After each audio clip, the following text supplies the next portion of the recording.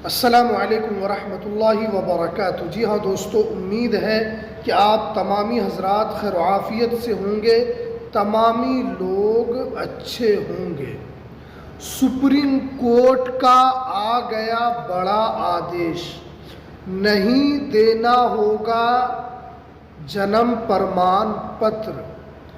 Act 1955 इजाज़त नहीं देता है। आप जानते हैं कि भारत के कई राज्यों में एसआईआर शुरू है और ये एसआईआर जब से शुरू हुआ है तब से लोगों के अंदर एक तरीके से हड़कंप मचा हुआ है।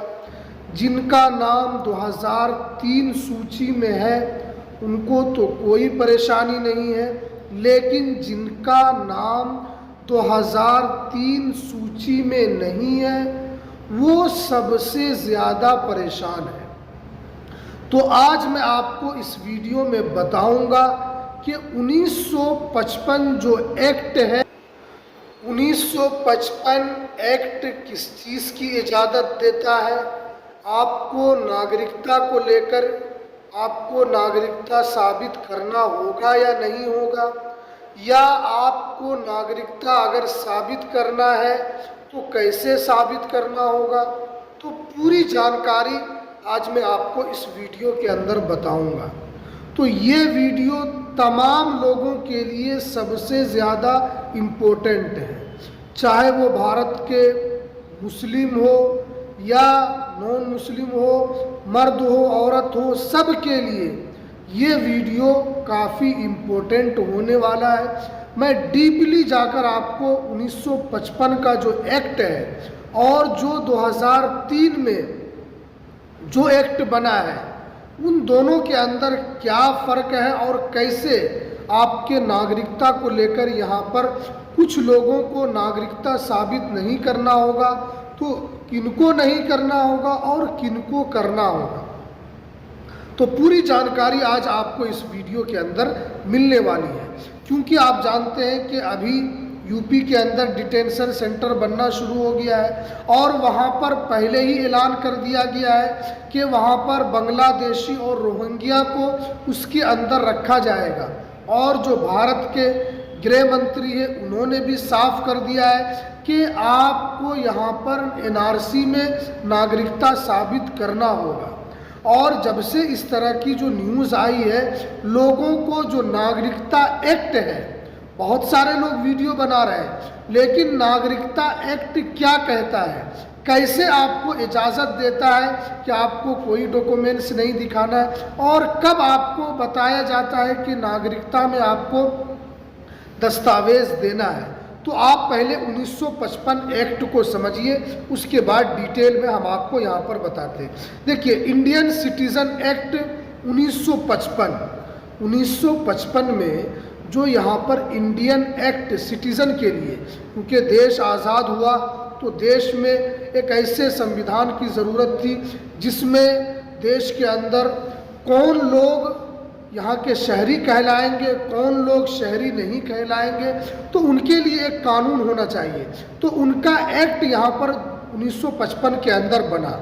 1955 जो एक्ट है वो ये कहता है कि आपको नागरिकता एक्ट सरकार जो है यहाँ पर बनाई, और उसके बाद अब जो है ये नागरिकता एक्ट की वजह से सरकार को आपसे नागरिकता साबित करने के लिए कहेगी, तो आपको नागरिकता साबित करना होगा, क्योंकि ये सरकार को, केंद्र सरकार को ये इख्तियार है कि आपसे नागरिकता मांग सकती है। और आप जानते हैं कि अभी भारतीय जनता पार्टी की सरकार है, अगर वो चाहेगी तो आपसे नागरिकता मांग सकती है, क्योंकि ये एक्ट के अंदर है, ये सरकार को इख्तियार दिया गया है।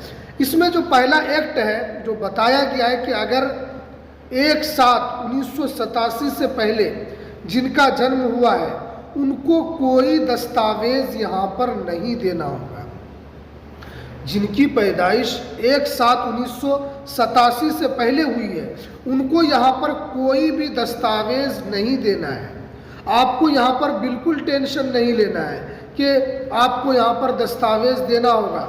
हाँ, अगर आप दस्तावेज़ देना चाहते हैं तो आप दे सकते हैं, ये आपके इख्तियार में है। आप जन्म प्रमाण पत्र देना चाहे तो वो भी दे सकते हैं, आप आधार कार्ड देना चाहे वो भी दे सकते हैं, राशन कार्ड देना चाहे वो भी दे सकते हैं। ये सरकार को मांगने का इख्तियार है, लेकिन ये अगर आप नहीं देना चाहते हैं तो कोई बात नहीं, लेकिन आप चाहते हैं कि हाँ हम दिखाएंगे दस्तावेज़ को, हम यहाँ के नागरिक हैं, तो हम जो दूसरे दस्तावेज़ हैं जैसे ज़मीन के कागजात हैं वो आप दिखाना चाहें तो आप दिखा सकते हैं। लेकिन 1955 का एक्ट ये भी कहता है कि अगर आपके बेटा बेटी अगर उनकी शादी कहीं हो गई है तो उनको भी यहाँ पर दस्तावेज़ कुछ न कुछ दिखाना होगा। अगर आपके बेटा बेटी है, आपकी तो यहाँ पर 1987 से पहले पैदाइश हुई तो आपको कोई दस्तावेज़ नहीं है, लेकिन अगर आपकी बेटा बेटी है तो उनको कुछ न कुछ दस्तावेज़ दिखाना होगा। जैसे अगर वो पासपोर्ट दिखा दे या अगर आधार कार्ड दिखा दे, राशन कार्ड दिखा दे, जन्म प्रमाण पत्र दिखा दे, तो उनको कोई न कोई एक दस्तावेज़ दिखाना होगा ताकि ये साबित हो कि वो यहाँ का नागरिक है।